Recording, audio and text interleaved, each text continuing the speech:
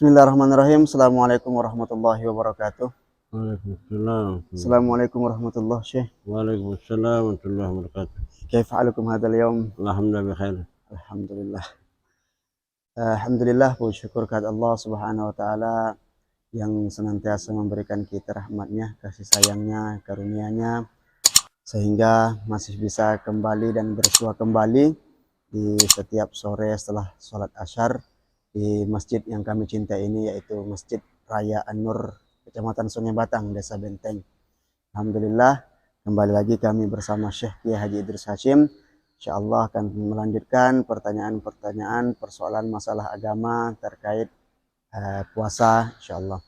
Namun sebelumnya kami mengucapkan terima kasih yang sudah menonton dan yang sudah mensubscribe, kemudian yang sudah menyebarkan. Namun tetap jangan lupa juga untuk tetap komen, like, and share.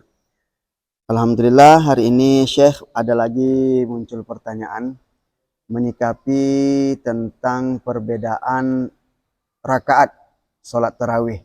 Nah, mana yang lebih sohihnya atau yang lebih rojihnya Syekh? Antarakah 11 termasuk sudah witir atau 20 sholat rakaat tarawih dan 3 sholat witir? Mungkin bisa dijelaskan Syekh.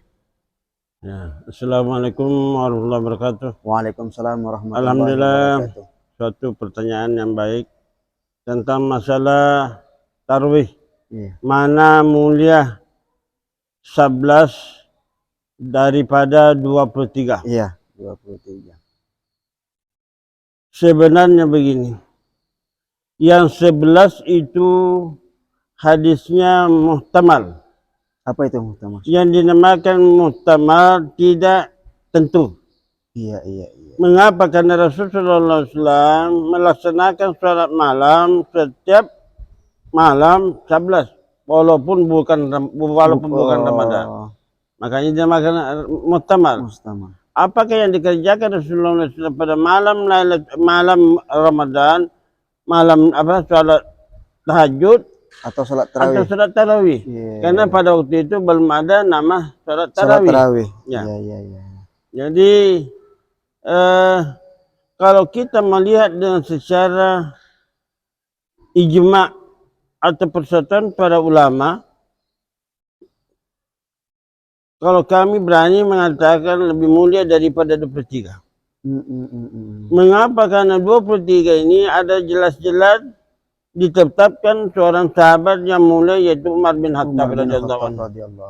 Sedangkan Umar bin Khattab pernah Rasulullah SAW mengatakan, "Lau kana nabiyyan min ba'di lakana Umar." Adanya bisa kalaupun ada nabi setelah saya Umar. Mengapa Umar ini ketegasan Umar? Tidak mau neko-neko tentang masalah agama. Ya. Jadi yang melaksanakan 23 ini adalah Umar bin Khattab. Dan inilah dilaksanakan orang di Mekah mulai dari sejak Umar sampai sekarang tidak pernah berubah. Mekah dan Madinah. Andainya mulia yang 11 tentu diubah menjadi 11. Karena Wahabi bagaimana Wahabi di Mekah. Tapi tidak dapat kan masyarakat sudah sepakat bahwa ini yang paling bagus. Jumhur ulama ya. Jadi 23 itu lebih afdal ketimbang 11 rakaat ya Syekh. Ya, karena ini masih banyak terjadi perselisihan antara ulama bahwa katanya lebih 11 lebih bagus karena langsung dari Nabi. Jangan ikuti imam. Nah, akhirnya sudah terjawab bahwa menurut Syekh Kiai Haji Idris Hashim bahwa sesuai juga dengan ijma ulama bahwa 23 lebih afdal dibanding 11 rakaat. Kemudian yang kedua, Syekh, ada di antara teman kita juga bertanya, bagaimana hukumnya berhubungan suami istri ketika bulan suci Ramadan, Syekh? Apakah boleh atau sebaiknya jangan? Di waktu siang atau malam? Di waktu malam hari. Ya, bagaimana di waktu siang, bagaimana di waktu malam, dan bagaimana di waktu siang. Ya, alhamdulillah. Alhamdulillah. Adapun berhubungan suami istri pada siang itu sudah jelas haram dan kena denda kafaratul juma', yaitu dikena denda 2 bulan berturut-turut berpuasa. Masya Allah. Wow. Atau kita dapat berpuasa berturut-turut 2 bulan, hendak memerdekakan hamba sahata. Hamba sahaya. Hamba sahaya. Iya, budak lah. Ya budak. Iya, yang beriman. Kalaupun tidak, harus bersedekah 60 miskin. Sekitar satu gantang satu miskin. 60. Nah ini. Jadi mohon hati-hatilah kalau waktu siang. Ataupun di waktu malam tidak mengapa. Mulai daripada maghrib atau setelah buka sampai menjelang subuh. Ya silakan. Cuma disunatkan selesainya kalau bisa mandi dulu baru subuh ya. Atau baru makan.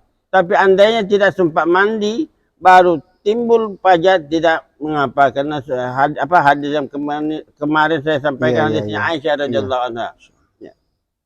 Nah, jadi sudah terjawab pertanyaan kita dari bagaimana tata cara berhubungan suami istri di saat bulan suci Ramadan. Apabila di siang hari sebaiknya mutlak haram hukumnya untuk melakukan hubungan suami istri pada siang hari. Kemudian pada malam hari tidak mengapa. Kemudian pertanyaan yang ketiga, Syekh, bagaimana cara meningkatkan kualitas iman ini, Syekh? Terkadang iman kita yazidu wa yankus, kadang berkurang, kadang bertambah. Nah, bagaimana cara meningkatkannya, Syekh? Terkadang juga hati ini hubbud dunya wa karahiyatul maut. Masih cinta dengan dunia tapi takut mati. Nah, bagaimana, Syekh? Kena waham. Iya. Penyakit. Iya. Jadi Rasulullah sallallahu alaihi wasallam mengatakan, junjungan besar kita sallallahu alaihi wasallam telah bersabda, al-imanu yazidu wa yanqus. Iman itu bertambah dan bisa juga berkurang. Yazidu bit ta'ah wa yanqus. Bertambah dengan ta'ah dan yanqusu dan kurang bil ma'siyah. Jadi kalau kita meningkatkan iman kita, malah kita banyak-banyak meninggalkan daripada perbuatan-perbuatan maksiat, dan malah kita berusaha melaksanakan ta'ah atau ketaatan kepada Allah Subhanahu wa taala, insyaallah. Cuman meninggalkan kemaksiatan itu sebagian kita mungkin agak sulit, Syekh, karena adanya godaan pengaruh atau kurangnya keimanan kita. Nah, itu namanya iman. Artinya kita yakin bahwa ini larangan dari Allah Subhanahu wa taala. Karena segala sesuatu apabila kita yakin bahwa ini merusak dengan saya, seperti kita sakit. Kalau saya makan ini memang sudah diponis oleh dokter kamu bisa celaka. Yakin bisa juga. Kalau saya kerjakan ini, insya nanti di akhirat pokoknya saya dibalas dengan ini. Karena yakin di situ insya mudah bisa agak mudah. Meninggalkan maksiat itu atau perbuatan maksiat itu, ya Syekh. Yakin. Katanya kekuatan iman yang itu yang harus kita perkuat, untuk meninggalkan larangan-larangan Allah Subhanahu wa taala. Meskipun masih banyak godaannya, imannya pun masih turun naik. Kemudian yang terakhir, Syekh, pertanyaannya, bagaimana kita sudah berwudu cuman bersentuhan sesama mahram ataupun bukan mahram. Nah, sebagian ulama ada yang berpendapat bahwa kita harus berwudu kembali, dan sebagian ulama juga ada yang berpendapat tidak menjadi mengapa kecuali itu tidak masuk kategori nafsu. Nah, bagaimana, Syekh? Ini masalah khilafiyah. Mengapa? Karena Rasulullah SAW pernah sudah berwudu. Aisyah mengeluarkan kepalanya dari jendela. Lalu Rasulullah SAW mencium istrinya, yaitu Aisyah.